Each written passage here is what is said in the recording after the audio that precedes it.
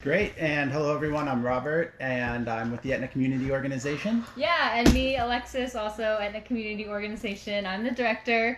Thanks so much for joining us today and bearing with us in our first live video. Yep, and this is called Etna Life Live, and part of it is that we realize that we are not able to do many of the same things that we typically do under the circumstances of COVID-19, but we still believe that there's a lot that we should be doing to gather and to connect with one another. So what we're going to be doing tonight is we're going to be just talking about some of the borough's responses here locally, what's happening in Pennsylvania, what's happening in Allegheny County. We'll transition and talk to Alaina from Shiny Beam, where we're located, and hearing how this is affecting our local business community. And then we'll also hear from Councilwoman Megan Tunon, who is going to speak to us more about the borough, but what's happening and how life is continuing on. And so ultimately, and then we'll end with a segment from Alexis, who will give us an update on EcoPark. Yeah, and really, we're trying to do our best to stay connected in this time. We want you to know that we're all in this together and that we are here to support you and the Etna community. So each week we will be tuning in live on Facebook through one of these where we will continue to provide updates, but really kind of just explore the stories and life here in Etna. And I see Allison is just connecting now. We can see the different comments that you make. It'll come up on our screen and hopefully we can respond to them. Allison is with Etna Print Circus. She's one of the major inspirations for us doing this show. We wanted to let people know what is happening on the ground here. It's not just affecting our health. It's affecting our lives and our dreams and everything that we wanted to see happen. And we're adapting, and we can adapt together. So let's get into it a little bit here, Alexis. The borough announced a emergency declaration. Could you give a little bit on that? Yeah, absolutely. So on Monday, the borough of Etna released a declaration of disaster emergency. So really all that means is the borough is now able to take effective measures in a more timely manner.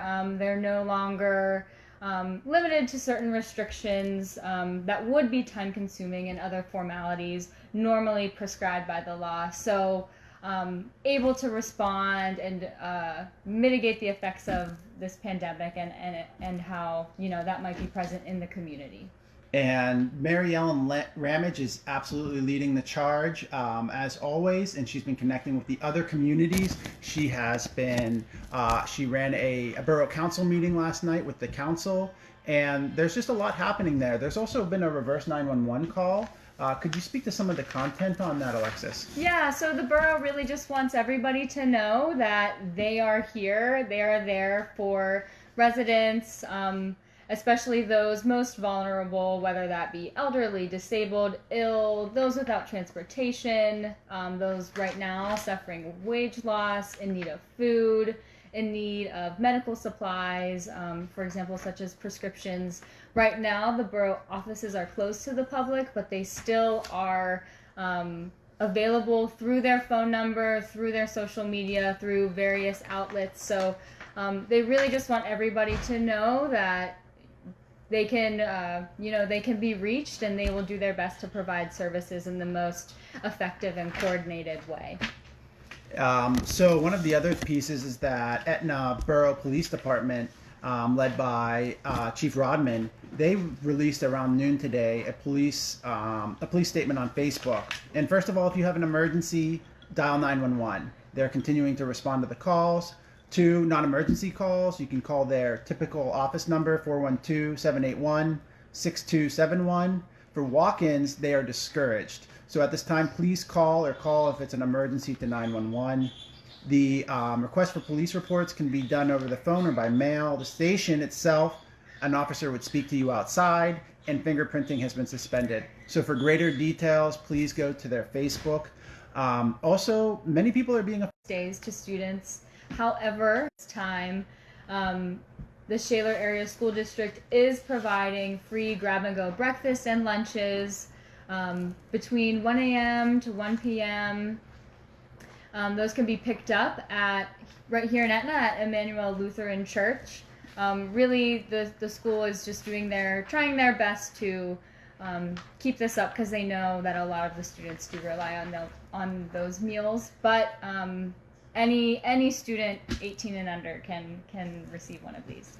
So I live on High Street, which is right next to the Bread of Life food pantry. Tonight they were open. They were continuing to operate, but they have new, different procedures. So please tune in to the Bread of Life food pantry. If you have if you have a food emergency, please call 412-781-3056, and you can leave a message for Alexis Weber. So grateful for all that the Bread of Life food pantry does for the community. Alexis, did we cover Etna Borough? Yes. Okay, great. Next, let's just talk just a minute about some of the businesses that have been closed. Based on the state recommendations. Sure. So just in general, across the board, community and rec centers, gyms, exercise facilities, hair salons, nail salons, spas, casinos and concert venues, theaters, dine-in restaurants and bars, sporting event facilities and golf courses, casinos and concert venues, as well as theaters, non-essential retail facilities, that being like clothing, not pharmacies or groceries. All of those categories are pretty much closed right now. Really with the idea of limiting exposure, limiting the ability for us to spread and transmit the disease, and to keep our communities healthy and safe.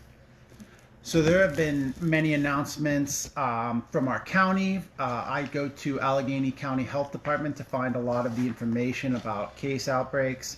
One of the things I've been really following is the social media from the state representative Sarah Namarato and State Senator Lindsey Williams. Both of their offices are putting out great information.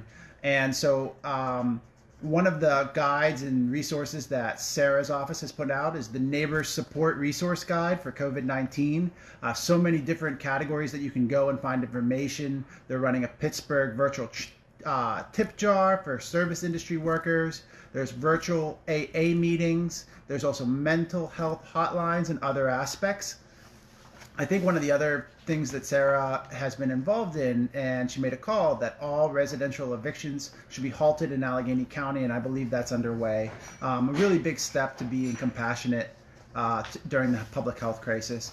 And also Lindsey Williams' office, they continue to put out information related to where there are sites available for testing. She ran a teletown hall last night. So please stay tuned to our state representative and our state senator, as well as the county for your latest information. And so I think that kind of covers our COVID-19 information. Is there anything that we want to add here? Yeah, just one thing. With regards to the county, I think it's Allegheny Alerts. Allegheny Alerts from the county health department. So you can sign up to receive email or phone call alerts. I did that recently and get pretty frequent phone calls from them, but it's helpful. They keep you up to date. So that's just one way. There's a lot of information out there. There are a lot of useful infographics about, what to do if you're sick, what to do if you're healthy, how to take care of yourself, the resources you can access. So definitely worth spending time on the CDC's website, on the Allegheny County Health Department's website, through the Borough of Etna. Follow their Facebook. We're all just trying to get out that information.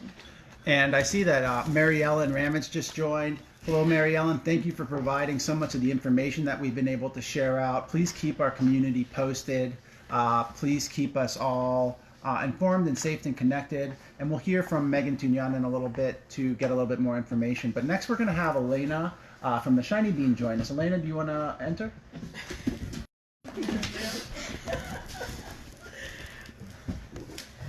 Hello. You want to introduce yourself, Alaina? I'm Alaina Hermanowski. I am the owner of the Shiny Bean here in Etna. We've been here almost 2 years now. And obviously we're under new circumstances, Alaina. Can you talk a little bit about how COVID-19 has affected the Shiny Bean? It's hit us pretty hard, to be honest. We've been making changes every day or so. First we had to stop selling any food for eating in. We had to go to takeout only. We totally increased our sanitation and disinfecting and cleaning and everything. Yet just this morning we changed our hours, hopefully to still be here for. I've got a core group of regulars, and most of them I have seen since this all started happening. They're trying to be as supportive as possible. And then there are even a few other people who have come in that are they're almost like becoming new regulars or something. Like they're just trying to support local small businesses, which is fantastic and very appreciated. But business has definitely gone down, so we've had to adjust our hours. But I've tried to change and evolve to try to meet the needs of the Etna community as much as possible. One of the things that is a newer initiative is that you have a refrigerator with fresh food. Could you speak a little bit about that and how people can access that? Sure. So there's two things here. One is, so actually a few weeks ago we reached out. We get all of our milk delivered from Marburger's Dairy, and we reached out to them and said, hey, we would like to start selling some of your milk products and dairy products to the community, and they offered to provide the cooler to us. So we do have milk, eggs, bread, although that's another thing that's changed also, butter and everything. And all of those things are things that we use here at the shop. So I had no problem with keeping them here, because if they started to get close to expiration, then we would just add it into our inventory and use it. So nothing was going to waste. But now with the changes and people having difficulty finding stuff in the grocery stores, or just we've had people say, you know what, I don't want to go out to a large chain grocery store and risk disease or anything like that. So I'm glad that I know that I can come here. So we've actually started getting items that we don't normally use, but that people have said that they would like. So now we also have sour cream and cream cheese and buttermilk, and and I'm even considering getting some packages of like bacon and hot dogs from them. And so one thing, and then on the flip side, we just Sunday, we started getting a regular order of bread from Mancini's Bakery, because we were doing Sunday breakfast, and that has stopped. That's one of the changes. But now, instead of just a recurring Sunday delivery, I called today, and tomorrow we're going to have a whole bunch of fresh bread delivered. So, and that's for sale. It's sliced Mancini's bread for sandwiches, whole wheat, white, it's different stuff. So the Mancini's will be ordered as needed, but I do try to let people know that we get all of our Marburger deliveries on Tuesday and Friday. So if I know, if you have a request, I can, if they sell it, I can get it for you. I just need to know by noon the day before. So I'm sorry, that was kind of a long answer. No, that's perfect. Alaina, one of the things that we've had a conversation about before is Etna does not have indoor public space that it can go to. So the residents find the Shiny Bean as our public space that we can come to, and we have meetings here, and we have different activities. It's where you can go to see somebody. And I've heard you refer to that as a third space. So if you could speak to what you think Shiny Bean is to the community, and how you're reacting now that we're seeing less amount of people, or you're concerned that maybe those people don't have that connection to the community. So yes, so first of all, a third space is, most people, they have home, they have work, and those are the two places that they tend to travel between. And then they call this other thing, the third space is somewhere other than home or work, where you feel comfortable going and hanging out, whether it's socializing, or maybe you are an introvert, but you still like to sort of be near people. So you want to go and sit on the couch and read a book, and, or play on your computer or whatever. It's just somewhere that you feel comfortable, and you almost feel like you're almost at home. And that's what we strive to present that kind of environment to people here. And we do have lots of people who come in and they're like, it's just so warm and welcoming here, and I just love it. And that is what I have strived for since before we even opened. But all the isolation that people have to go through now, the voluntary isolation and stuff. There's one particular local resident. He's an older gentleman, and he has been coming to the Shiny Bean every single day since about the third day we opened. And he, I feel very fond of him. I love this man dearly. I actually, at one point, I was like, can I have your phone number so that if I need to let you know something, or I can reach out to you, because I know he's not on social media at all. And so the Sunday afternoon is when they said, no, all restaurants have to close or, go to takeout only. And so I wasn't here when he came in that morning, but I had told my staff, no sitting in. And I guess he was just like so saddened, and I just felt terrible. But he's exactly the people that we need to be protecting the most, because he's in that 70 plus age range, so he's the people we need to keep safe, and so don't tell anyone. This is a secret between me and you. I made a deal with him. I let him come in. He's my first customer of the day at 6 a.m. He sits and I give him the newspaper that's straight in the newspaper bag. He sits at a table by himself, and I let him stay and hang out and eat his breakfast or drink his coffee or whatever. Because he's like, they shut down the senior center. He has nowhere to go. He's like, you're going to see me walking around town a lot more because I don't have anything else to do these days. I just felt bad for him. So I told him, I said, I will let you do that. I said, if you promise me that if you need anything from the grocery store or prescription picked up from the pharmacy or anything, I said, you call me and you let me know and you let me do that for you. And this was Monday afternoon. And he's like, do I really need to? And I was like, yes. I said, we need to take this seriously. We need to keep you safe. So that was our deal. So he comes in first thing. Thank you for sharing that story. Thank you so much. So one of the things that we want to do with Etna Life Live is that we want to showcase stories like this each week, just to understand and connect back to the places that we love, even if we're able to visit them digitally or physically. That's all important to us, and we want to understand how we can support the business community. And so each week we want to pay each of the businesses for their time, for one being our host during the show, but also it would be it's very difficult to imagine a life without these places that we love so dearly, and we want to support that in the ways that we can. Reconnects. Alaina, I wanted to, from the Etna Community Organization, I wanted to give you $100. It's not for any particular reason, certainly not charity. It's because we just love your business so much. And when we made the announcement that we would be doing that, the Garden of Etna wrote us and they said, let us chip in $25 a week. And so we have a check for $125.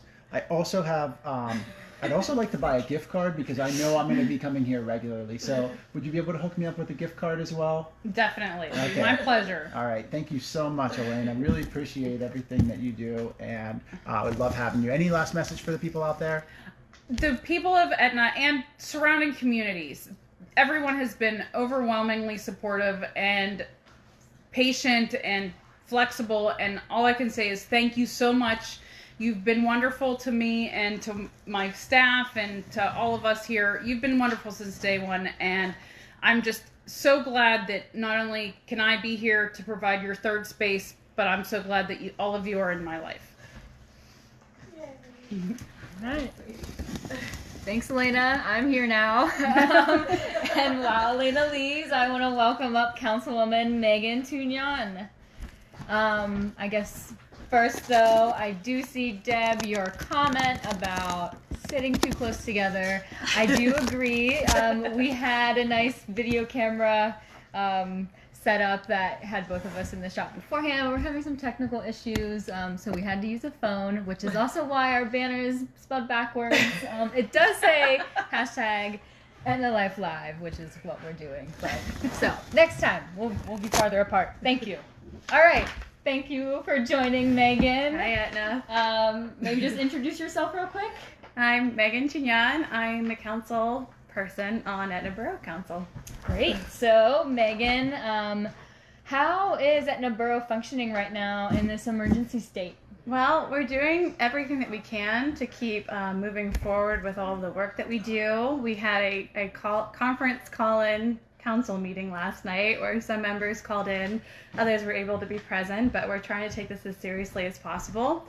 The good news is that even though the borough is closed to walk-in visitors, they're still there, they're still working and pushing our projects forward, and just modifying in the ways that we need to make sure that we're following the guidance of the federal government and the state and Allegheny County as best as we can. Great, that's wonderful.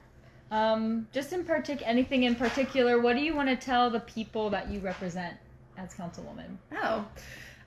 When I joined, I really, was interested in quality of life issues. I'm a mom. It was my first, foray into government. So I was really interested in just working on the initiatives that would improve the quality of life in the borough for my family and my neighbors.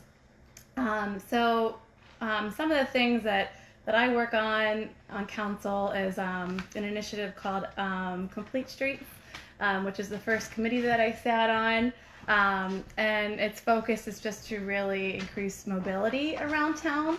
So anytime we do infrastructure projects, we're really keeping in mind all the different modalities, people that use the streets, which would be improving the sidewalks and the accessible ramps, not just paving roads, but thinking about how people get around in all different ways, like people like me with a baby stroller, 2 kids on it, or if you use a wheelchair or a walker, or ride a bike. So moving forward, we completed a resolution last year that is just shows that we're committed to those kinds of changes as we move forward with infrastructure projects. But I will say that since joining council, one of the most exciting things for me, and I never thought I would say this, it's all because of Mary Ellen Ramage, is our stormwater infrastructure project. Which under her guidance, Etna is really leading the way in, flood mitigation and the infrastructure projects. You probably noticed when you walk up and down Butler Street that we have on one side of the street the beautiful streetscape with the grates that collects millions of gallons of rainwater each year. The borough is going to be working on the other side of the street, and that project is still moving forward. It was scheduled to start this month with some public meetings involved, and we're still working out how we're going to move forward with that, but that's still going to happen. Like I said, they're doing everything they can to advance all of the positive changes that we've been working on. We might get slowed down a little, but we're not going to get knocked down. Oh, that's so wonderful to hear.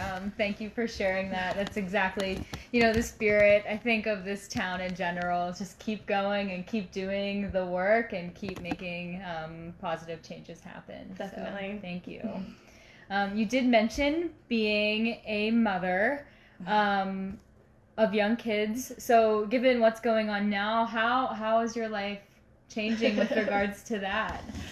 I think probably like everyone else out there, my anxiety level is just heightened right now. I think it's the uncertainty. No one knows how long this is going to go on, how bad it's going to get. I mean, I was just talking earlier today, I think with Alaina when I got here, about how, the virus doesn't affect kids so much, it seems. And if it did, I would probably be like a puddle on the floor, nervous wreck. But, it is just that uncertainty going day to day and not really knowing, your kid's going to get back to school. My kids aren't public school age. I have one that's in preschool. And this is just a time for them it's like an important developmental time for them. Socialization is really important. So cutting that off is worrisome. I mean, I think I have it really easy compared to a lot of parents who probably are working full time and maybe have to come home and their kids are off school and you're juggling all of that. I can't imagine that kind of stress level, but I think everyone just has heightened anxiety right now over not knowing. But we're doing the best we can going day by day. Yeah, no, absolutely. Everyone is certainly feeling that stress. 1 week ago, we did see in the paper that you are a part of a group called the Millennial Mayors Wah, wah. running in the Pittsburgh Marathon. My quotations because, everything happening with events these days. Is it still happening? I think we might know the answer. It is not. It is not still happening. Well, regardless, can you still kind of just tell us maybe the story behind that? And That's actually something we've been trying to do. I mean, obviously, I'm not the mayor of Etna. That's Tom Rangers, and he's the one and only. But that's something that Matt Rudsky, the mayor of Sharpsburg, proposed last year. He wanted to start a Millennial Mayors Marathon Relay Team. It is not running the full marathon. I would never and will never run a marathon by myself. But it's a relay between 5 different racers, and you run legs around anywhere from 3 to 6 miles. So it's manageable. But last year we were kind of talking about getting that started, and it didn't work out. So this year we formed a group with the mayor of Bellevue, Emily Marburger, and the mayor of Braddock, Sharday Jones, and Matt. And then there's also Marita Garrett from Wilkinsburg, but she had a previous engagement, so she couldn't do it. So that left 2 spots, and no more Millennial Mayors left. So Jessica Semler, my fellow councilwoman on Etna Borough Council, and I were made honorary Millennial Mayors because we were at least millennials. So that was going to happen. I was trading a little bit, which you saw. It wasn't going great, but I was going to make it work. And it got canceled, which is, it is too bad. I mean, I'm not upset that I'm not running anymore, but I'm upset that the event's canceled because, that's obviously millions of dollars of Pittsburgh lost. Mm-hmm. People train so hard to qualify for marathons. It's really disappointing. It's obviously the right thing to do because the race fell within that window of 8 weeks of reducing crowd sizes, and it's a huge crowd. It's so much fun, honestly. I did it 3 years ago. A relay? I did the relay, with a group of girlfriends, and it was awesome, honestly. Mm-hmm. So I was excited to do it again, even though I wasn't. My training schedule was I was falling behind, but we'll try again next year. I think we all decided. Yeah. And we all decided that we might need a full year to be ready anyway. So yeah, it works out. More time to run, and I just want to say, Tom, we do see you out there. Greatest generation. We don't forget that. So we're thinking of you too. All right. I'm gonna hop seats now.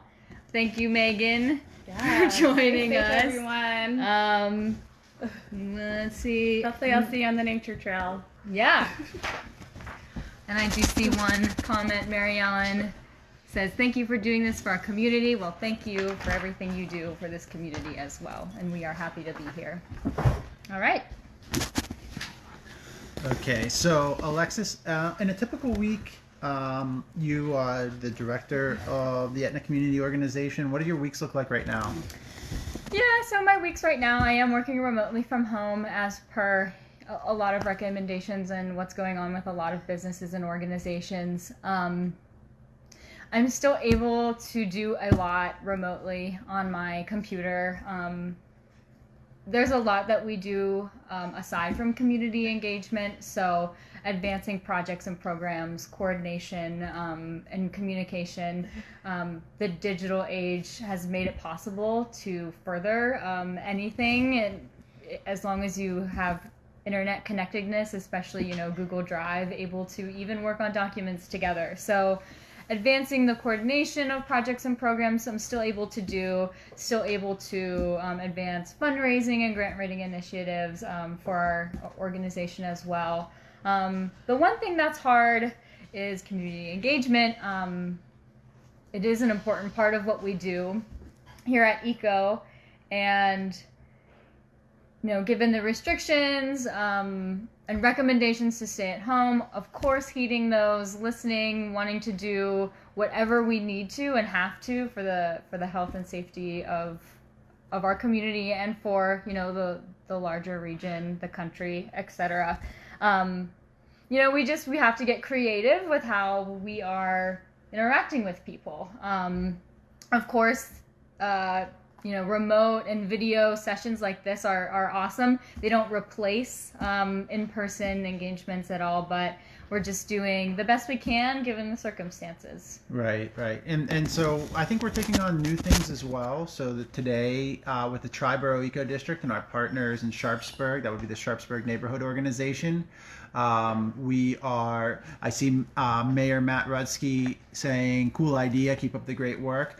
He's one of our essential partners, and unfortunately we will not be having the Etna Sharpsburg Earth Day cleanup. It does not mean that you can't go out and pick up what you see on the ground. So one of the new initiatives with the Triborough Eco District, with New Sun Rising in Millvale as well, and the Triborough Eco District Director Brian Wolovich, we will be developing a list of businesses and how to support them, as well as local arts makers and other shops, and trying to share that information more broadly. That's something that's happening in the other communities like the North Side and in Lawrenceville, and we want to make sure that resource is available for the people in our community as well. We hope by next week we have something developed so that you can still support the different places in Etna, Millvale, and Sharpsburg, and that you're able to find that easily. I think one of the challenges of right now is that there are bits and pieces of information across social media. It might happen yesterday, it's rapidly changing. So how do we pool our resources so that we can get it all connected? So the other thing I wanted to talk about, Alexis, is I was hoping to hear about the community meeting last month. There were a great number of people there, but for those that weren't there, could you give a brief recap on what the meeting was about? Yeah, sure. So on February 5th, that was our typical Wednesday, we had a community meeting about the Etna EcoPark. We introduced the park and had a really fun activity. Maybe stepping back though, what is the Etna EcoPark? If you're on Grant Avenue, the corner of Grant Avenue and Wilson Street right now, there's an empty lot with a sign that says coming soon, Etna EcoPark. The idea around that is for the creation of a healthy green space for everybody in that area and the entire Etna community to enjoy and to find some solace. Yeah. So we had a meeting that as a team or in tables of attendees, they were able to kind of just share their ideas on what they want to see at the park. So we had an activity where we had just a blank lot and little cutouts of trees and benches, street lights, pathways, and essentially everybody got to assemble their ideal park or orientation for that space, considering each of the elements that we care about and work towards advancing in the eco district, those being water, mobility, air quality, energy, food, and equity. So how people want to spend time in this park that will be in their community. That's a really important question and important feedback to gain. Right. So the EcoPark is the first project that we're working on that kind of came out of the Etna Eco District Plan, something that we worked on for 2 years. But it's also coming after years and years of work by the borough, who has secured the lot. They're the owner of the lot, and they have secured it for stormwater management. Primarily, one of the features that it'll have is a rain garden that'll allow the absorption of stormwater in the event of any type of rain, really, but done in a beautiful way. I guess one of the things I'm curious about is, what did you hear that night? What are people really eager about to have at EcoPark? Yeah, that's a great question. So I guess in addition to what you said with the kind of the imperative of a stormwater feature, we're looking at in the form of a rain garden, pretty much everyone is equally excited about a space that is vegetated, that has trees, bushes, a pathway. There is going to be a fountain there that was very kindly donated by Pondering, the garden shop, right adjacent to the lot. So having places to sit, watch the running water, really just enjoy the space, have some type of shade. Just in general, things that make a park space pleasant, that you want to stay there, sit down, enjoy the scenery. Wonderful. So we captured different ideas from different people that night. What's next for the park? What are the active parts of it when we say coming soon? What can we expect? Yeah, definitely. So I guess first I'll start off by saying, or just noting that the park lot is a lot owned by the borough, if that wasn't said already. So we are working really closely with the borough to support them in advancing certain projects. One of those being a stormwater management feature that will be a rain garden. So working on that, working with the borough on advancing that. The first step though was just seeing what's in the soil, making sure there's no like legacy heavy metal contaminants like lead or arsenic or any of that. And did you go to the site? Yeah. Did you get involved? I went with John from the Allegheny County Conservation District, and sampling soil is a pretty easy process. You just there's a tool, but you just get soil and you put it in a bag and they take it to the lab and test it. So okay, so yeah. We'll find out. We'll find out. Hopefully by the end of this week though. I don't know, with everything going on, if they have any delays or not, but we met last week, so by the end of this week we should know. And really the point of that was, if people are going to be playing on site, if we're going to be digging and unearthing soil to put in this rain garden, we do not want to have any exposure to certain contaminants. So getting that remediated and taken care of if there is any issue, that's step one. Then moving on to the rain garden with the borough. Another project that is happening simultaneously is a public art installation that we call the Youth Energy and Art Project. This is a project of the Triborough Eco District grant, or within that. And really the goal of this project was to connect local youth with a local artist in engagement sessions where the students can help design the piece. Of course, things are a little bit different now, but we are I'm not going to lose hope. We are working with the artist and doing the best we can to make sure that we have a successful end piece. Right, and it would. I wonder if because of that youth piece missing right now, if there's a way that artists can start to participate and share ideas with the public through this forum. If they can't present at a community meeting, is there another way that they can begin to share their ideas and the development of the project so that it would be still available to the community? Yeah, absolutely. And I'll back up and say that like the selection process is still ongoing for the artist. But when that time comes, I think even a platform like this for the artist to be able to share the ideas around that, to be able to accept comments, accept feedback, still trying if we can to work with local youth, but digitally, virtually. That's what we're all having to do now, and be creative with that. There's definitely avenues and ways that we can still maintain a form of engagement, even if it's not exactly what was planned in the original design. Yeah, well, thank you for continuing the work. It feels like, both from what you and Councilwoman Megan Tunon said, is that a lot of things are still progressing. A lot of things are still happening here, but we're doing it differently. And I think that's really important for all of us to get a sense that there's a future, and there's a lot to be hopeful for. A lot of our hopes and dreams can still be maintained. But at the same time, from hearing from Alaina, we have to act now. And there's different ways that we can do that. You can support local businesses, but in a different way. I was at home yesterday. We ordered pizza from Aliato's. I ate that with my son and wife, and I felt like, oh man, I'm really doing my part. Yeah, staying home and watching Netflix. Really doing my part. So I think there's more of that.